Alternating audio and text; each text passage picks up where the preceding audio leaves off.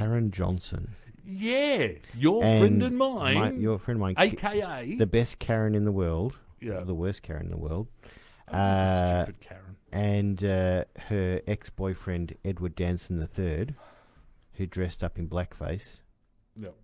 So she's very lucky because now the media's attention has all focused. I think that, I've got a conspiracy. They've got these people out there who are in the limelight who they have dirt on. And as soon as someone in the liberal media gets some sort of shunning, potential shunning on them, all of a sudden someone pops up and says, oh, no, I know something that happened to this other guy who's even bigger than this person, and he did it 20 years ago, but we can thrust it into the limelight, and we don't have to have the pressure on this person anymore. Whoopi Goldberg said a stupid bloody thing. She did. What did she do?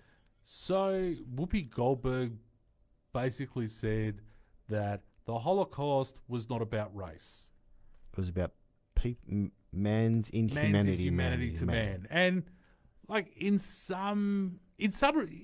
one respect, if you try and think about this a little bit left of center, if you look at it and you kind of sort of go a little bit cross-eyed and squint with the lights off and look at it from a different angle, you can kind of... Sorry, that was me channeling Russell Brand for a second. Russell Brand. Russell bloody Brand. But I watched a bit of him today. Like he's turned into a complete weirdo. He was a weirdo before. Now he's always complete. Weird. No, you know what? I think he's actually sobered up. But anyway, that's another that's a different conversation to have. But in some respect, Whoopi Goldberg or Caryn Johnson was kind of right when she said it wasn't about race, because let's be honest, in his attempt to bring the Third Reich to its absolute ultimate pinnacle, they were out and out to kill anybody that either didn't look like them, sound like them, agree with them. So in that respect, it wasn't about race. But there's no denying... Meaning man's inhumanity to man is correct. Yes. However... a big part of it was race, because he singled out the Yids. That's right. I mean, let's be honest. 1930s Germany, there was not a large African population. Yeah, and I think Mein Kampf actually spells out that the Jewish people are a different race. Correct. Yeah. So she backstepped, and then she forward stepped, and then she goose stepped. Yeah.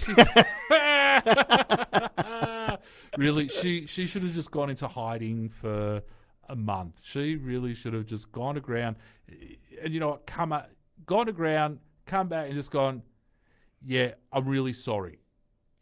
I'm sorry. Like, what? You know what? When people make... let me put my teeth back in. So what I don't... It's making perfect sense to me. Oh, really? Yeah. That made no sense to me. When I'm struggling to understand me, there's a problem. What gets me when people make public apologies, they go on these absolutely waffling diatribes about why they're sorry and what they had to learn in order to be sorry. And they get to go on any program they want. Everyone's willing to have them, just like Grace Tame and Brittany Higgins. Come on the press club, come. That's You did something wrong, come. Yep. But they go into these long attention. Why do we make people do this? I mean, why don't we just, if someone's sorry for doing something, just say sorry. Then go, yeah, you know what? Mea culpa, I'm really sorry. I will never do that again. Or if you're not sorry, have the cojones to say, I'm not sorry. Yeah. I mean, that's what we did. Because in many... Did we? Yeah, remember we got a complaint? Did we actually apologise? No, we didn't. No, my point is we didn't apologise. We didn't apologise. Because our response... we didn't Because apologise. our response was, you may have got your panties all twisted up, but we didn't say anything that wasn't true. We didn't say anything that damaged anybody's reputation. We may have upset you due to the facts that we shared on that particular night. And we may have been wrong. And no, And In if other you people's could- opinion, if we may you- have been wrong. In other people's opinion. But if you can show, or you can find somebody else that can show us where we got something factually incorrect, we will apologise Yeah. So for lucky, being incorrect. so lucky for them, Joe Rogan came along, and they Yeah. found, and Oh. now he's got the media spotlight Yeah. because 10 years ago, he called out the lyrics of a song and said, you can't use the N word. And when he said the N word, he actually said the N word. So he said, you can't use that in the song.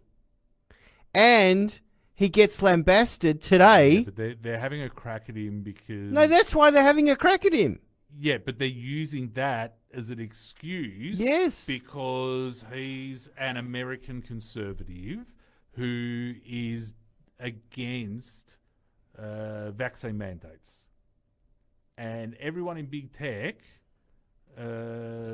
basically kowtows to Vaccine. the Democrats vaccine mandate. and the vaccine mandates. And look,